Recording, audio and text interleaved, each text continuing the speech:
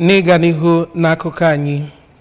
ọtụtụ ndị eji okwu ha agba izu n'obodo Ọka Etiti Okwa Alọ yana Ọraukwu bụ ndị dị na kansụl ime obodo Idemili North yana Idemili South gara n'ihu wee na-akwado onye ji aha otu ndọrọndọrọ ọchịchị All Progressives Grand Alliance wee na-azọ ọkwa senetọ maka Anambra Central bụ Honorable Dozie Nwankwo na nhọpụta izugbe a na-akwadobe ga-ewere ọnọdụ n'abalị 25 nke ọnwa Febrụwarị nke afọ anyị nọ n'ime ya. Ndị eji okwu ha abụ izu kwuru okwu a site n'ọnụ ndị nnọchiteanya ha mgbe otu achụmnta vootu nke Honorable Dozie Nwankwo wuchiri n'obodo ha. Ka anyị sonyere onye nta aka anyị bụ Chibuzo Obidike maka akụkọ ahụ n'uju.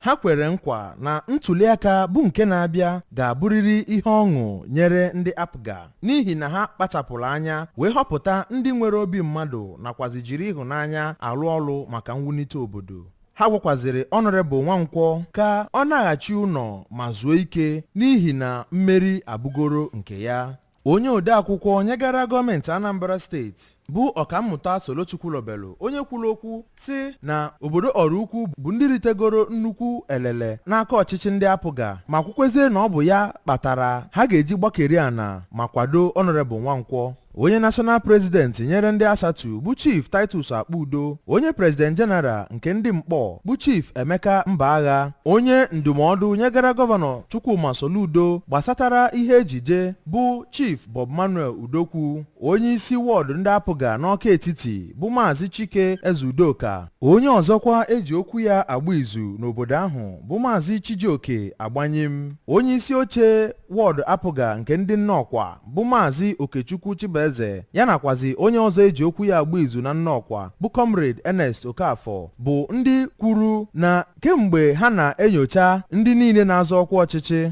na ọ bụ Honorable Nwankwo bụ onye pụtagoro dịka onye kwesịrị ịkwado. O kwukwaziri na ọlụ niile ọ lụchagoro n'obodo bụ nke a na-ekwu maka ya n'ebe niile dị iche iche. Na nzaghachi, Honorable Nwankwo kwuru na ọkwa ọchịchị a ọ na-azọ bụ iji wee jikọta gọọmenti etiti ya nakwazi gọọmenti steeti a ọnụ iji wee kwado ọchịchị Gọvanọ Soludo iji wee weta ụsa nyegara ọtụtụ ihe dị na steeti a. Eze ọdịnala nke na-achị Ọraukwu bụ Igwe Emeka Ọnụọra ya nakwazi onye eze ọdịnala ọzọ nke na-achị Ogidi bụ Igwe Alex Onyido, onye ogbo ya nke ndị ezi Owele bụ Igwe Mike Etusi bụkwa ndị nọ n'otu aka ahụ wee nabata Honorable Nwankwo ma kpekwezieri ya ekpere ka ọ gaa n'ihu n'ihe ọ na-eme. Obodo dị iche iche bụ nke ejegasịrị bụ ndị gụnyere Ọka Etiti, Nnọkwa, Alọ, Ọraukwu, Abacha, Ezi Owele, Mkpọ ya nakwazi Ogidi.